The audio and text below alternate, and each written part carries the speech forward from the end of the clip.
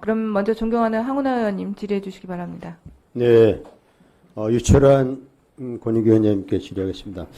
국민권익위원회는 이재명 대표가 이재명 대표 헬기 전원 문제에 대해서 불법 특혜에 해당하는지 조사에 착수했다라고 발표한 적이 있어요. 그렇죠? 네, 맞습니다. 네. 현직 대통령이 청탁금지법 위반했다면 조사 대상이 됩니까? 안 됩니까? 현직 대통령은 불소추 특권은 있지만, 네, 조사는 할 수 있죠. 소추는 불가능하지만 조사는 할 수 있죠. 법률가이시니까 말씀해 보세요. 거기에 대해서 제가 아니 너무 당연한 거 아닙니까? 헌법에 불소추 특권이 있는 건 아시죠? 예, 그럼요. 예. 근데 불소추 특권이 있다고 해서 조사가 안 되는 건 아니잖아요. 박근혜 대통령 사례도 있습니다. 뭐 기억하세요? 예, 가능할 것 같긴 한데 제가 거기에 대해서 검토한 아니 이 케이스를 말고 원론적으로 말씀해 보세요. 원론적으로 대통령이 청탁금지법 위반한 혐의가 있다. 조사 가능합니까? 안 합니까? 권익위에서. 아니 법을 가지고 얘기해 보세요. 법을 가지고. 아니 그 점은 제가 다음에 검토해서 말씀을 드릴게요. 위원장님, 이거는 권익위원장으로서가 아니라 법률가로서도 어떻게 생각해 물어보니까 대답을 명백한 사람 왜 하셔요. 말씀 못 하세요? 이거는 뭐 대답을 사례도 못 하실 있잖아요. 사안이 박근혜 아니고. 대통령 사례도. 그왜 말씀 못 하십니까? 법률가가 그 정도 판단을 못 하세요. 말이 안 되지 않습니까? 그게 명확하게 답변할 수 있는 상황이지 않습니까? 다만 이 케이스는 판단해보겠다 할 수는 있어요. 그러나 원론적으로 청탁금지법 위반하더라도 대통령에 대해서 불소추 특권은 보장되지만 조사는 가능한 거 아닙니까? 맞습니까? 왜 대답을 못 하세요? 아니, 계속해서 제가 말씀드리는 것은 그 점에 대해서 제가 좀 검토한 바가 없어서 죄송합니다. 예. 네, 굉장히 실망스럽습니다. 법원에 오래 계시고 법률가로서 신망이 높으신 분이 이에 대해서 법률적 소견을 말씀하시라는데 이렇게 말씀 못 하신다는 건 국민들 앞에서 이 정도 말씀 못 하신다면 국민권익위원장으로서 국민들 어떻게 그 신뢰할 수 있겠습니까? 죄송합니다. 검토한 바가 없어서 죄송합니다. 예. 자, 그러면 청탁금지법에 따르면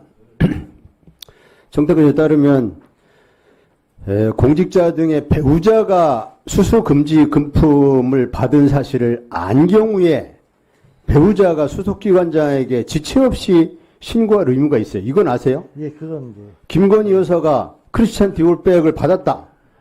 남편인 배우자인 윤석열 대통령은 이걸 신고할 의무가 있죠? 있지 않습니까? 예, 그게 뭐 신고를 했습니까? 안 했습니까? 권익위에. 신고 들어온 게 있어요? 없어요? 신고 들어온 건 없습니다. 예. 그럼 명백한 청탁금지 위반 아닙니까? 그러면 예? 수수 사실을 알고도 신고하지 않았는데 이 왜 조사 안 합니까? 그럼 왜 안 하세요? 지금 그거는 이재명 대표는 뭐 헬기 전원이 특혜다 하면서 바로 조사한다고 발표하고 거기까지는 저희가 왜 조사 안 하세요? 아니 거기까지는 저희가 말씀드릴 수 없는 부분인 것 같습니다. 성역이 있다는 말씀이에요, 그럼? 아니 성역이 있다는 게 아니라 그 부분은 뭘 말씀 못 드린다는 겁니까?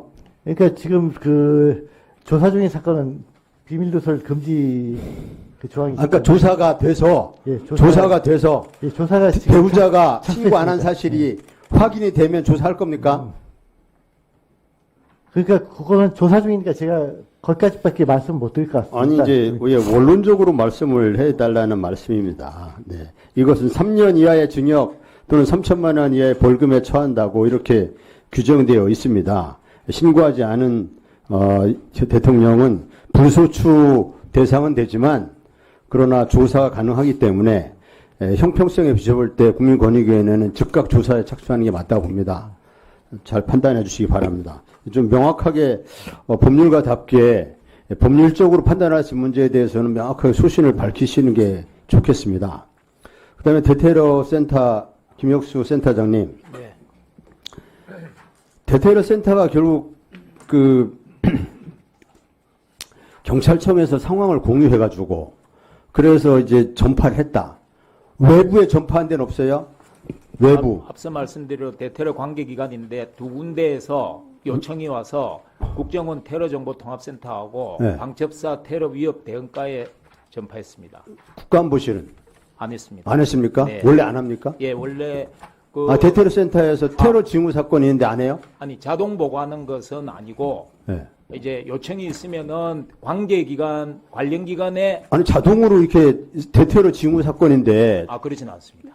그래요? 그 예. 누가 판단합니까? 전파처를. 거기는 저희 전파처는 제가 우리 센터 내부 자체 그 기준에 의해서 정한 겁니다. 그래서 2023년도에도 국가안보실을 전파처 안 정한 건 대테러 센터가 아니에요? 네네 그렇습니다. 네. 그리고 이거를 이 대테러 센터에서 받아가지고 네. 공유를 했어요. 네네. 공유해가지고 현재까지도 이게 뭐 테러 사건인지 아닌지 현재까지 결론 못 내리고 조사 중이라는 거잖아요, 지금. 네 그렇습니다. 그렇게 조사가 오래 걸릴 복잡한 사건입니까? 그리고 지금 그 상황 현재 상황 이르기까지 대테러 센터가 한 일이 뭐예요? 앞서 말씀드린 것처럼 경찰에 네. 관련해서 경찰에 지시 통보 뭐 연락한 게 있습니까 없습니까? 경찰청 결정하고 부산경찰청 없습니다. 하나도 없어요? 네. 연락 없어요? 네 없습니다. 그럼 상황을 정보 공유만 받은 거예요? 네 공유하고 대테러 관계기관에 요청에 있어서 2군데 전파. 요게 전부 다입니다. 경찰청에 다 확인해 볼 겁니다. 네 확인하셔도 좋습니다. 네. 예, 수고하셨습니다. 다음은 강훈식 의원님 질의해 주시. 바로 어디 순서는 그런데 나중에 하시겠습니까? 아니 아까. 하겠습니다 바로. 네. 아니면 준비는 그냥 하는 네. 거죠. 알겠습니다. 그 아까 우리 금감 원장님한테 하던 마저 좀 마무리하면 저도 비슷한 문제의식인데요. 원장님도 그렇게 답변하셔서 제가 더 추가로 안 물었는데 되게 형식적으로 막 돼 있어서 실질적 조사가 되게 중요한 것 같습니다. 그래서 그 부분은 금감 원장께 꼭 당부드리겠습니다. 예, 명심하겠습니다.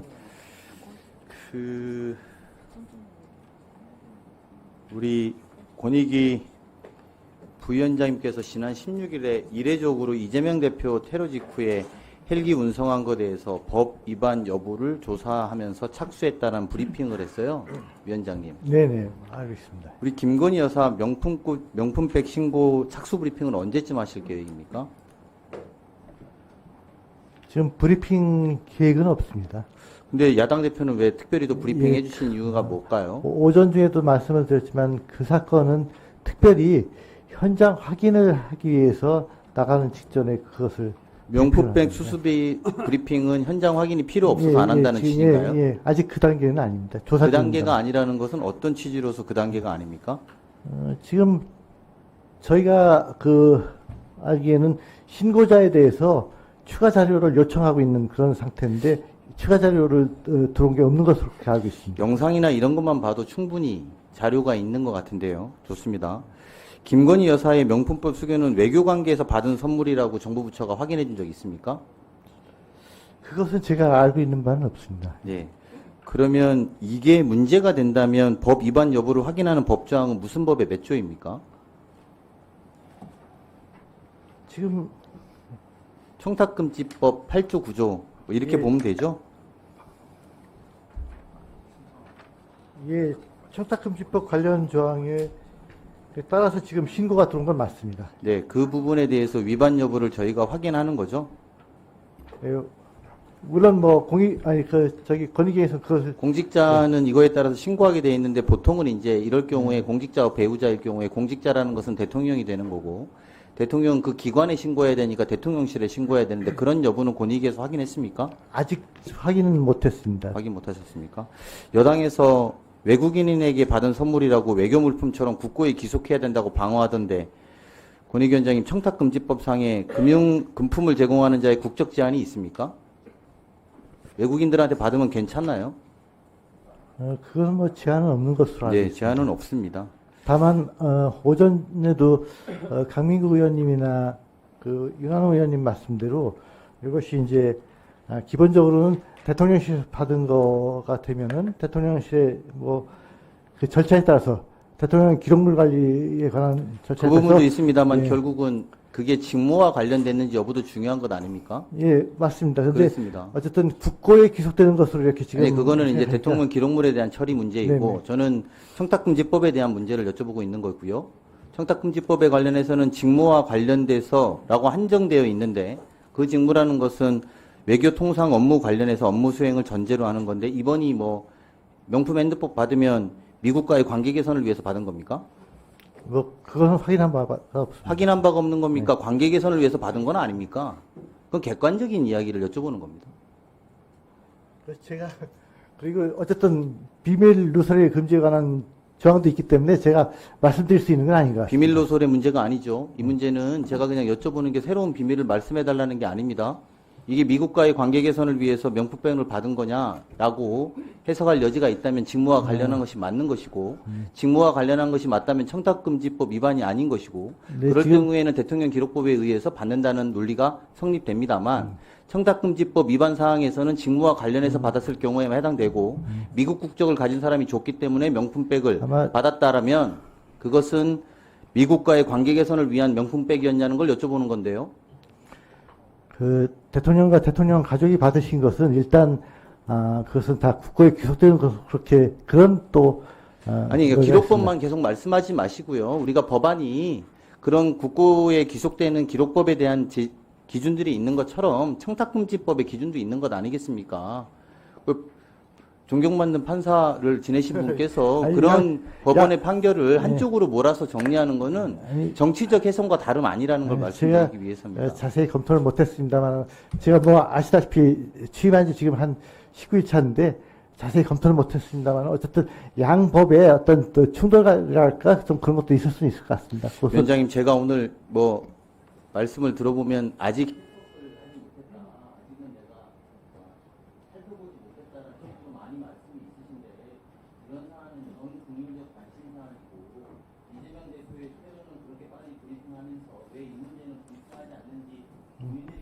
예.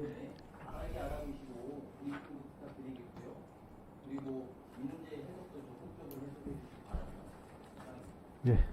네, 수고하셨습니다. 위원장님, 제가 추가로 하나 물어볼게요. 지금 그 김건희 여사 명품백 사건과 관련해서 그 추가 자료를 예, 신고인의 기다리고 신고식에 있다는 거? 요청한 신고. 게 있습니다. 근데 그게 말이 안 되는 게 이게 추가 자료가 나올 게 있습니까? 아무리 기다려도 나올 자료가 없어요. 제가 볼 때는 이거는 그 신고인도 그 영상을 보고 신고한 거잖아요. 예, 그렇죠? 뭐, 예. 그 참여연대에서 그 유튜브의 영상을 보고 김건희 여사가 직접 그 최재형 목사로부터 그 명품백을 선물 받는 것을 보고 신고한 사안입니다. 그런데 어떻게 이 신고인으로부터 추가 자료가 나올 수 있습니까? 제가 볼 때는 그거는 불가능한 일이에요. 오히려 지금 이제 그럼 권익위가 해야 될 것은 김건희 여사를 불러서 조사를 하든지 그 최재형 목사를 불러서 조사를 하든지 그리고 법률적인 판단을 내리는 부분만 어떻게 보면 남은 겁니다. 그러니까는 이거 어떠세요? 제가 말한 게 틀렸어요? 아니 위원장님 말씀이 뭐 꼭 틀렸다는 게 아니라 어쨌든 저희는 절차를 지금 밟고 아니 있습니다. 절차가 아니라 그러니까 저는 그러니까 아까 위원장님이 말씀하신 거에서 추가 자료를 기다리고 있다고 하셨는데 그 추가 자료가 이게 나올 수가 없는 사건이라는 거죠. 이미 사건 자체가. 그러니까 추가 자료 모으려고 해요. 이게 추가 자료가 나올 수 있는 사건이에요? 아니잖아요. 그렇다면 다른 조치를 해야 되는 건데 지금 12월 19일 날 참여연대에서 고발을 했는데 그 이후에 어떤 절차도 진행하지 않고 있는 것이 지금 권익위의 현상인 것이고 그렇기 때문에 문제가 있는 겁니다. 그 절차에 관해서는 한번 더 검토를 하겠습니다. 절차가 아니라 이건 지금 추가 자료가 나올 게 없는 사건이에요. 그 고발인이나 신고인으로부터는. 그러니까 신고인 측에서도 추가 자료가 있다 없다는 말씀을 지금 제가 보고받은 건 없습니다. 상식적으로 진짜 하셔야 될 것 같습니다. 지금 다 그렇게 하시면 국민들이 보고 얼마나 답답해 하시겠어요. 다음은 존경하는 박성준 의원님. 네. 네. 지금 순서가 조금 아까하고 좀 해서 지금 박성준 의원님 하시고요. 알겠습니다. 그 다음부터 이 질의 순서에 따라서 하도록 하겠습니다. 네. 갑자기 당황했네요. 알겠습니다. 네, 박성준 의원입니다. 대테러 선생님, 오전에 제가 질의하면서 네. 이 대테러 상황실에서 나간 그 보고 문자, 이보죠. 이보가 문자, 이보, 네. 어쨌든 대테러 센터에서 나간 거 아닙니까? 그렇죠? 아니 만들어진 거잖아요. 만들어졌잖아요, 거기서.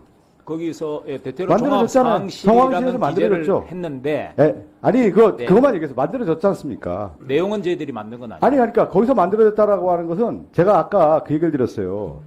최종 컨트롤 타워가 어디냐? 그럼 대테러 센터 아니에요. 그러면 모든 조직에서 마지막 문서가 만들어진 곳은 책임이 있는 것이죠. 그래서 제가 그 얘기를 드리는 거예요. 축소 왜곡했던 문자가 만들어진 거 아닙니까? 보고가 됐든 어쨌든 최종 컨트롤 타워에서 책임을 지는 거 아닙니까? 맞습니까? 틀립니까? 모든 조직에서. 그러니까 전제적 아니 그게 틀려. 아니 조직에서 한번 말씀해 주세요. 조직에서 맞습니다. 의원님 말씀이 네. 맞는데 그래서 그러면 테러 발생 시에 아니, 컨트롤 타워라는 이게 이제 축소 왜곡됐기 때문에 이게 가짜뉴스의 생산 기지가 대테러 센터 상황실이 된 거예요. 그래서 제가 말씀드리잖아. 이게 나중에도 다시 조사가 되는 거기 때문에 이 문제에 대해서 우리 대테러 센터에 대해 심각하게 생각하셔서 책임 규명을 하셔야 된다는 말씀 드리는 거예요. 그렇지 않습니까? 일단 예. 그 문자 내용에 관련해서는 우선 작성 기관에서 먼저 확인을 해봐야 될 상황인 것 같습니다. 그리고 앞서 말씀드렸지만 테러라고 판단이 나중에 나면 그 관련된 보고, 유통 이런 체계는 저희들이 검토를 해볼 것이고 추가적으로 저희 센터에서도 관련되는 내용은 자체적으로 그러니까 한번 판단을 하겠습니다. 제가 네네. 컨트롤 타워를 물어보잖아요. 이 상황을 볼 때 이 문자가 마사지를 분명히 받았다고 생각이 들어요. 전문가의 손길이 닿아서 이렇게 만들어진 건데 그러면 그거에 대한 최종 책임의 창구가 어디였냐? 대테러 센터의 상황실이었지 않습니까? 거기 상황실에 최종 책임자는 대테러 센터장인 거예요. 그래서 이 문제가 잘못됐다고 하면 책임지고 대테러 센터장이 이거 규명을 해야 된다. 규명하셔야 됩니다. 알겠습니까?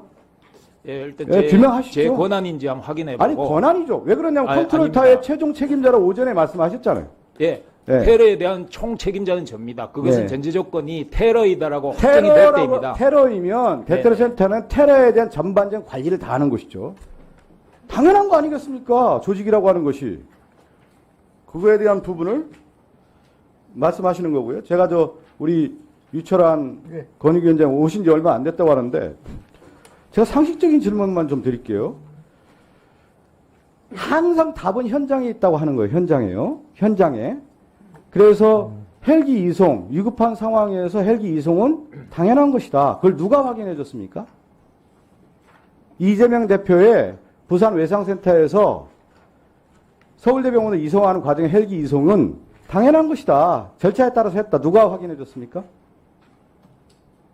남화영 소방청장 해줬죠. 예, 현장에 있는 거예요. 현장에요. 그거 당연한 거죠. 이걸 가지고 권익위가 다시 언론 플레이하고 해서는 프레임 전환하려고 권익위가 해서는 안 된다. 그리고 지금 많은 의원들이 얘기하는데 수많은 국민들이요.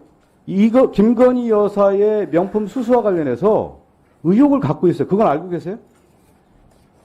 알고 계시죠? 예, 그럼 뭐, 이게 대통령 기록물입니까? 지금 말씀하신 거 들어보면? 어쨌든 지금 국민들이 70%가 이 문제에 대해서 뇌물로 보고 있는 거예요. 그래서 조사가 필요하고 권익위가 나서서 이걸 규명하라. 이렇게 얘기하는 거예요. 아니 어떻게 받아들이세요? 국민들이 그러면 바보예요? 아니 그래도 저기 법에 아니 청탁금지법에 법을 떠나서 예. 지금 자꾸 보면 이 정부가 뭐냐면 법 기술자들이 많아가지고 상식적인 수준에 접근을 안 하는 거예요. 아니 국민들 70%는 상식적으로 볼 때 이 영상을 보고 충격을 받은 거 아닙니까? 대통령 영부인이 이 명품 가방을 받았다라는 게. 그리고 명품 가방이 대통령 기록물이라고 알려지면 그건 국가 망신인 겁니다. 지금 그 권익위원장님이 그런 표현을 쓰면 안 되는 거예요. 이 명품 가방을 대통령 기록물로 보존할 수 있다는 이런 표현을 쓰는 것 자체가 국가 망신을 시키는 겁니다. 그 의원님 말씀 거기에 대해서는 제가 잘 그래서 이거 이해하고요. 우리 권익위원장 판사 출신이잖아요. 네네. 항상 중요한 건 뭐냐면 정의를 내리는 거예요. 어떻게 데피니션을 할 것이냐. 이 문제에 대해서 명품 가방을 지금 이 정부가 대통령 기록물로 하는 순간부터 정말 이거 헛발질하는 겁니다. 국민들의 믿음을 떠나는 거예요. 그래서 국민 권익위가 이 문제에서 어떻게 접근하는 걸 보는 건데 지금 권익위원장님 말씀 들어보면 누구를 권익을 할 것인지 이게 정권의 권익위 아니에요? 지금 보면은 지금 위원장님이 지금 제가 이력을 보니까 무슨 시민의 대변자였고 국민의 권익을 대변하겠다 이렇게 얘기하는데 이 문제가 김건희에서 명품 수수 의혹이 정말로 시민을 대변하고 국민의 권익을 대변할 길을 바라보는 바로미터가 되는 겁니다. 대통령 기록물이라는 표현을 쓰는 순간부터 권익위원장 그 자리에 있으면 안 되는 거예요. 아니, 그거, 어쨌든, 현재 아마, 오전에도 이제 강민구 의원님이나 윤한홍 의원님 말씀이, 아니, 이분들 얘기하지 말고 권익위원장이. 네, 아니, 그러니까, 아니, 권익위원장 지금 대통령 기록물을 보고 계신 거예요? 아니, 저는, 아니면 이 말 취소하셔야 됩니다. 이 예, 자리에서. 예, 아직은 조사 중이다 그래서 다 말씀 못 드린다고 했어요. 이라는 걸 떠나서 상식적으로 생각 이게 어떻게 대통령 기록물이 됩니까? 어쨌든, 그럼 빨리 취소하십시오. 아니, 기록물이 될 수도 있다, 소지가 있다는 것이 제가 단정적으로 말씀을 드린 건 아니고요. 의원님, 그래, 조금만 더 들어보시죠. 그냥. 제 말씀은, 어쨌든 그렇게, 대통령실에서 받아서, 이제 국고에 산입시켰다는 취지의 그런 해명을 하시는 것 같은데, 그렇다면 이제 그것은 또 별개의 문제고, 어쨌든, 우리 일종의 예외 조항에 될 수도 있다는 얘기를 말씀드리는 거죠. 아니 그래서 결론은 권익위원장 대통령 기록물로 좀 생각하고 있다 이 말씀이신데. 아니, 그런 해석 여지도 있는데, 아니, 지금 조사 중이니까, 거기까지만 말씀드리고 자세한 말씀 못 듣네요. 국민의 이걸 법의 판단이 아니라 법 이전에 국민들의 눈높이에서 이분들을 바라보셔야 이분들과 접근이 된다. 이 말씀. 예, 그 말씀도 이해를 하고요. 다만, 어쨌든, 법을 적용해야 되니까. 권익위원장 입장에서 국가 기록물이라는 표현 앞으로 쓰지 마십시오. 네, 그건 쓰지 않겠습니다. 그러나, 국고에 기속됐다는 말씀을 하시니까 이제 지금 그렇게 하는 겁니다. 예. 네. 아니, 다음은 존경하는 김성주 의원님 질의해 주시기 바랍니다. 예. 국무조정실장님. 예. 오늘 계속 좀 논란이 되고 있는 우리 김건희 여사가 받았다는 그 명품백은 지금 현재 어디 보관되고 있나요? 그건 잘 모르겠습니다. 잘 몰라요? 네. 그럼 대통령실만 알 수 있나요? 글쎄, 그것도 잘 모르겠습니다. 몰라요? 네. 궁금해서 한번 물어보지도 않았어요? 예, 저 별로 안 궁금합니다. 안 궁금해요? 네. 총리실 소관이 아니다. 네. 그런데 이게 통상적으로 이제 선물이라는 게 국고 기속되고 대통령 기록물이 되고 나중에 이제 임기 후에 이관이 되려면 무슨 공식적인 관계, 공적인 관계에서 주고받은 거가 해당이 되겠죠? 사적으로 받은 것까지 그렇게 의무화 되나요? 어떻습니까? 제가 뭐 그 규정을 살펴본 적이 없어가지고 제가 뭐 답변 드리기는 쉽지 않을 것 같습니다. 네. 답변 드리기 어렵다고요. 어렵다. 네, 네. 그렇고요.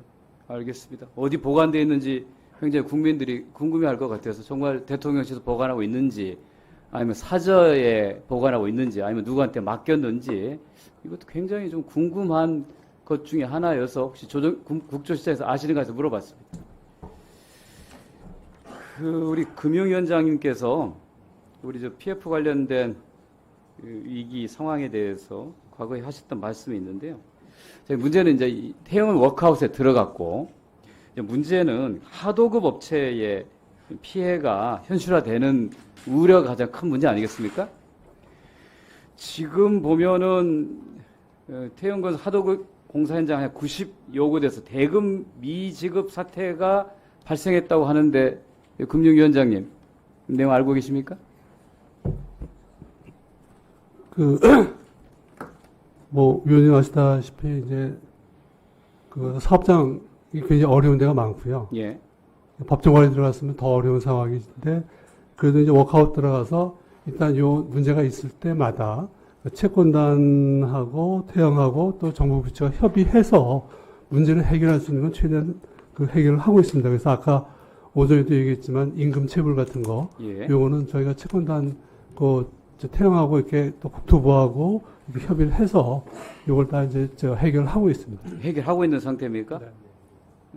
그런데 지금 특히 이제 외담대 같은 경우에는 거의 한도가 좀 소진이 돼서 금융당국의 추가 조치가 필요하다라고 하는 문제가 제기되고 있는 지금 현재 조치를 잘 취하고 있는 겁니까? 아니, 그 문제도 좀 해결하려고 태영 측하고 채권단하고 계속 논의를 하고 있습니다. 그럼 금융당국이 해야 될 적극적인 역할은 이 국면에서 어떤 건가요? 저희도 역할을 하지만 예. 워크아웃이라는 게 기본적으로 채권단하고 그다음에 이제 태영 간의 기본적인 이슈 아니겠습니까? 그리고 이제 정부는 당연히 이게 이제 금융시장이라든가 아니면 뭐 수분양자 문제라든가 아니면 협력업체 문제가 있기 때문에 당연히 이 문제를 보고 저희가 할 수 있는 건 하지만 기본적으로 채권단하고 그다음에 그 태영하고 협의를 해서 하는 게 기본적인 구도로 저는 이해하고 있습니다. 김위원장께서는 이 문제가 태영건설 특유의 문제지 건설업 전반의 문제는 아니다. 그래서 그 리스크가 확산될 가능성이 제한적이라고 말씀하셨는데 그 생각은 여전히 유효하신 거죠?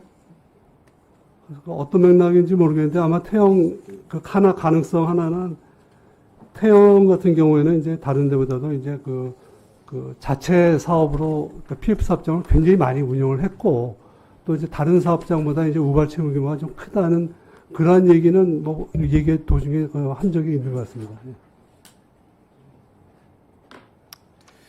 예, 금강 원장한테 질의하겠습니다. 그 H지수 ELS 손실 사태에 대한 내용을 질의를 합니다. 지금 현재 이 소위 이제 피해자들이 이 불안전 판매 문제에 대해서 계속 지금 얘기를 하고 있어요. 저희도 그런 내용 좀 설명을 좀 들어보니 가입을 재촉한 사례, 또 고령 고객들을 우리도 다 가입했으니까 안전하다고 해서 충분한 상품 미연세 설명 없이 가입했다. 이런 내용 증언들이 계속 이루어지고 있는데요. 이런 불안전 판매 문제는 과거 몇 번 펀드 판매에서도 계속 제기가 됐는데 이런 것들을 좀 금융당국이 사전에 철저하게 좀 대비하고 조사해서 이런 피해들이 좀 줄일 수 있는 그런 방안에는 도대체 불가능한 겁니까? 금강원장 한번 답변을 한번 듣고 싶습니다.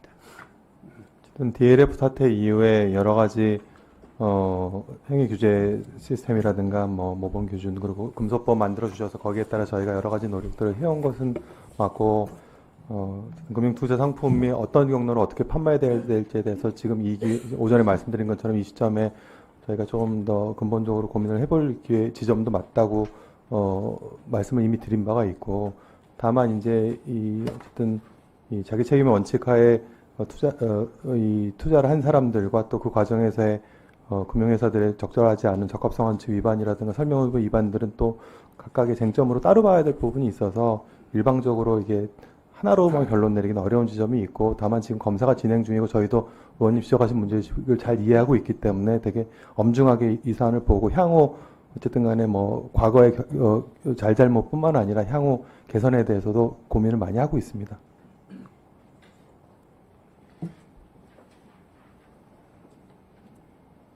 예, 수고하셨습니다. 다음은 존경하는 김한규 의원님 질의해 주시기 바랍니다. 대테러 센터장님, 네. 최근에 국가테러대책위원회 연적 있으십니까? 네, 언제 여셨습니까? 작년 알겠습니다. 7월, 그러면 이재명 대표와 그 배현진 의원에 대한 정치적 테러가 있었는데 그 이후에 대책위원회는 따로 연적이 없다는 얘기군요. 네, 아직까지- 실무위원회는 연적이 있습니까? 아직까지는 없습니다. 실무위원회 위원장이 센터장이죠. 네, 그렇습니다. 예, 그다음 대책위원회 간사가 센터장이고요. 네, 그렇습니다. 네, 두 번 다 연적이 없다라고 하셨는데 그러면 이런 문제가 생겼는데 재발 방지를 위한 정부 차원에서 대책 마련 이거 필요하다고 생각 안 하십니까? 법적으로 테러인지를 떠나서 그건 나중에 판단하지더라도 이런 일이 이제 4월 10일 선거도 있는데 계속 반복될 수 있는데 뭔가 조치를 취해야겠다는 생각 안 하십니까? 네, 의원님 말씀에 공감을 합니다. 테러인지 아닌지 판단은 이제 조금 뭐 나중에 결론이 나더라도 그래서 총리님께서 지난주에 그 바로 경찰청장에게 재발 방지하고 또 주요 인사들에 대한 요인 경호 대책에 대해서 먼저 선 지시를 하셨기 때문에 추가적인 사항들은 오늘 의원님들께서 말씀하신 내용 중에 저도 좀 유념해야 될 것이 몇 가지 있습니다. 알겠습니다. 그런 거 포함해서는 네. 잘 검토를 하겠습니다. 근데 이런 상황에 대해서 계속 이 테러인지 명확하게 판단을 안 하니까 답답했는지 오늘 부산지방검찰청이 보도 자료를 내면서 기소를 하면서 보도 자료를 냈습니다. 이 사건은 장기간에 걸친 계획안의 흉기를 이용해 정치인을 살해하려 한 정치적 테러 범죄이며 선거의 자유를 폭력으로 방해한 것임이라고 명확하게 테러라고 규정을 했습니다. 공적으로 수행하는 정치 활동을 위축시켜 민주주의를 저해하고 모방 범죄까지 확산시킬 가능성이 있다라고까지 얘기했습니다. 오죽하면 검찰이 유관기관에서 판단을 안 하니까 본인들의 의사를 이렇게 명확하게 밝히는 거 아닙니까? 그리고 이 재발 방지를 위한 대책 마련이 필요하다. 이 확산될 가능성이 있다라고 얘기하는데 이 수사기관에서 할 게 아니라 이건 정부에서 신속하게 대책위원회, 실무위원회를 개최를 해서 대책 마련을 해야 된다라고 생각합니다. 검토하시겠습니까? 네, 의원님 취지 충분히 잘 알겠습니다. 네, 알겠습니다. 금융위원장님, 오늘 ELS 관련된 질의가 많은데 혹시 은행의 ELS 판매 아예 금지하실 계획 혹시 있으십니까? 지금 현재 금융감독원에서 검사 중인데요. 그 검사 결과하고 민원이 들어온 게 또 많습니다. 그래서 그 내용 분석을 한 다음에 알겠습니다. 혹시 이제 은행이 ELS 판매에 상당히 집중하고 있는데 이런 은행의 업무 행태에 대해서 금융위원회의 책임은 없습니까? 저희가 책임질 거 있으면 책임져야죠. 아니요.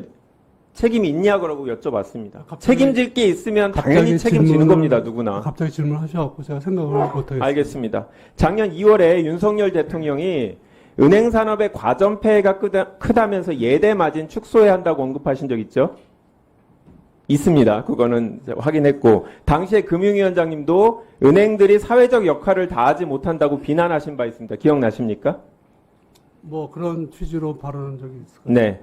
최근에 뭐 은행들이 이자율 담합해서 공정거래법상 문제된 적이 있습니까? 없죠. 그러면 이자 이 부분을 제한하는 법안들 통과된 게 있습니까? 지금 은행들이 법에 위반하는 영업을 하고 있습니까? 법에 위반된다는 게 어떤 의미에서? 그러니까 은행들이 지금 예대 마진이 많다고 하는데 현행법상 위반되는 부분이 있습니까? 그건 뭐 어떤 법률의 문제는 아닌 것 같습니다. 아니죠. 그게 사회적 상식이나 국민들의 정서에 반하면 국회에서 논의해서 이자를 제한하는 게 저희 국회의 역할인 거죠. 금융위원회가 입법부에서 정하지도 않았는데 예대 마진 크다 말다라고 얘기하는 것 자체가 적절한지 여쭤보는 거고요.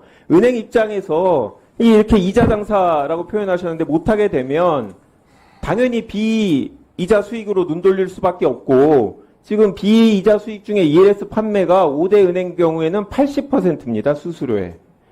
그러니까 은행을 지금 뭐 방어하려는 게 아니라 이 금융위원회 자체가 기본적인 이자 사업에 대해서는 이게 뭐 예대 과점폐해가 크다고 하면서 법 개정도 없이 죄악시 시키고 그러면 ELS 판매를 또 이렇게 많이 하고 있으면 그쪽으로 이게 튕겨져 나갈 수밖에 없는데 그거에 대해서는 제대로 감시 감독도 안 하고 아시다시피 ELS 굉장히 위험한 상품이잖아요. 수익 구조가 상방은 막혀 있고 하방은 열려 있는 비대칭적 상품인데 근데 문제는 이런 걸 알면서도 ELS 손실 사태 2008년, 15년, 20년에 계속 일어났는데 금융 당국이 계속 불안전 판매가 없는지 살펴보겠다고만 하고 대책 마련이 없었습니다. 아까 처음에 물어봤던 질문 다시 드리겠습니다. 이렇게 은행이 ELS 판매에 집중하고 불안전 판매를 계속하는 데 대해 금융위원회의 책임은 없습니까? 뭐 책임을 뭐 이렇게 막 둘러 말씀하니까 뭐 제가 뭐라고 갑자기 답변 드릴 수는 없는데 일단은 뭐 예대 마진 작년에 저희가 얘기를 해서 ELS 쪽으로 몰아갈 수밖에 없었다고 말씀하시는데 ELS 판매는 벌써 몇 년 전부터 있었던 거고 예대 마진 얘기는 작년에 했다는 얘기 그거 그냥 참고로 말씀을 좀 드리고요. 위원님 말씀 감안해서 저희가 업무할 때 더 유념하겠습니다.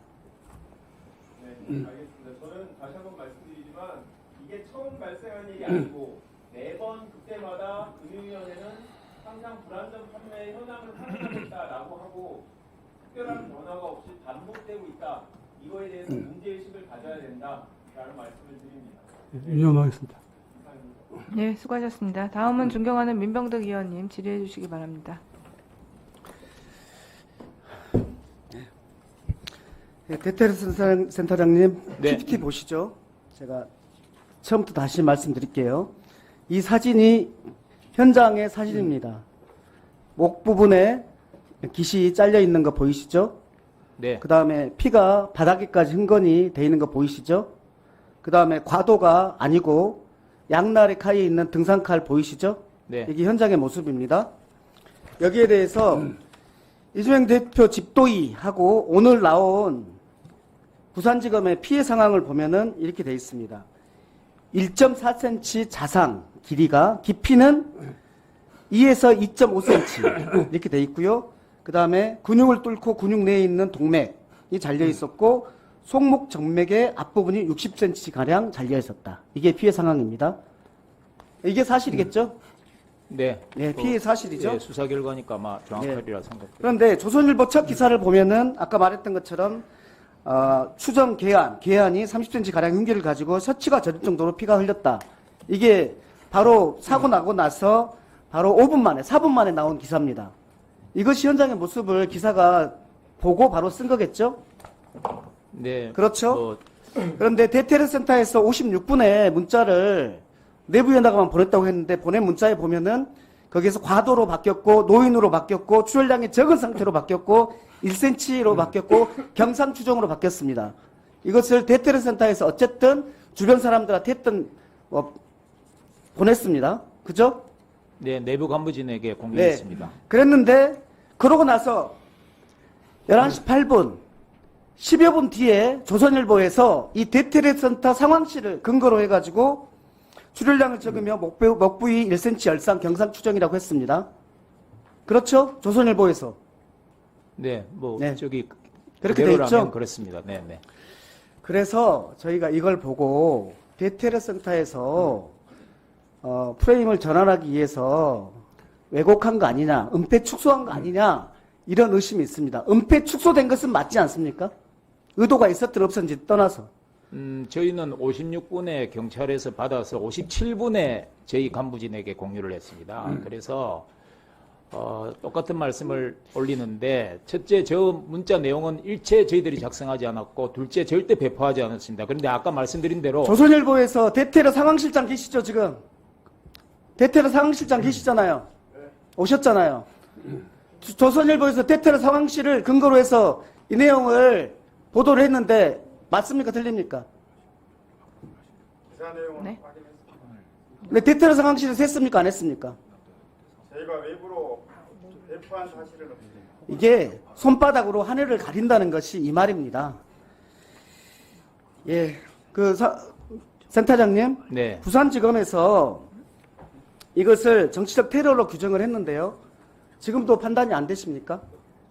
지금에서 아까 의원님께서 말씀하신 대로 테러 범죄다라고 이렇게 아마 발표를 한 것 같은데 네네. 거기서 정의에 관련해서 테러 방지법상의 테러라고 아마 테러 명시는 안 방지법상의 했기 테러는 때문에 어떻게 돼 있냐면요. 네네. 국가의 권한 행사를 방해하거나 공중을 협박할 목적으로 이러저런 행동들을 했을 때예요. 여기에서 국가의 권한 행사라는 게 뭘까요? 선거를 방해하기 위한 목적이라는 것이 여기에 나오는 거 아닙니까? 부산지검에서.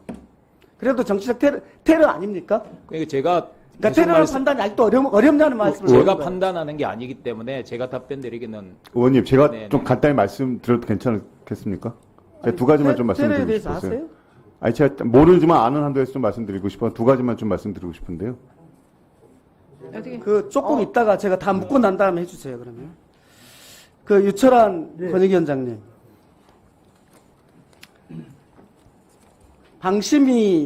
방심위원장 있잖아요. 유일임 방심위원장. 그 청부민원 사건에 대한 신고, 그 다음에 보호조치 신청 받았죠? 네, 일친고자의 보호 신청 받았죠? 예, 알고 있습니다. 예. 아니, 받았죠? 보호 신청 받았죠? 네네네. 언제 받았습니까? 언제 받았습니까? 일단은 제가 그거 받으면은 법상 어떻게 하기로 돼 있는지 아십니까? 보호 신청을 받으면 어떻게 하고 돼 있는지 아십니까? 보호 신청을 받은 때에는 위원회는 바로 이렇게 돼 있습니다. 조사를 시작해야 한다고 돼 있습니다.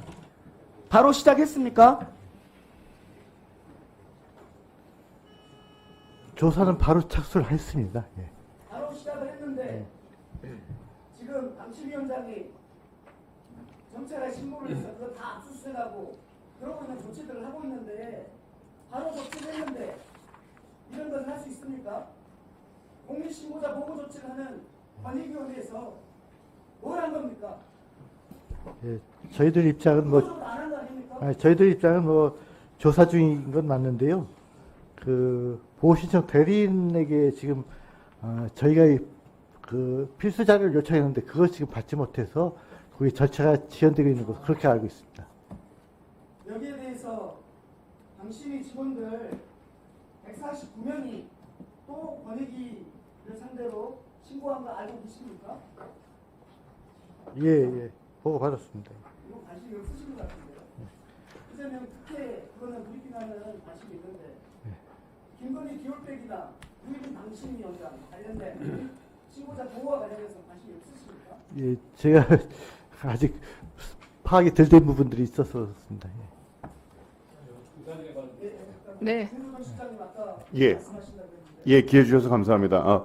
하나는 뭐 저희가 여러 차례 말씀드렸습니다. 저희 대테러 센터장이 여러 차례 말씀드렸습니다만 테러인지 아닌지 여부 결정은 국조실에 있는 대테러 센터에서 하는 것이 아니고 국정원에서 한다는 걸 다시 한번 좀 말씀을 드리고요.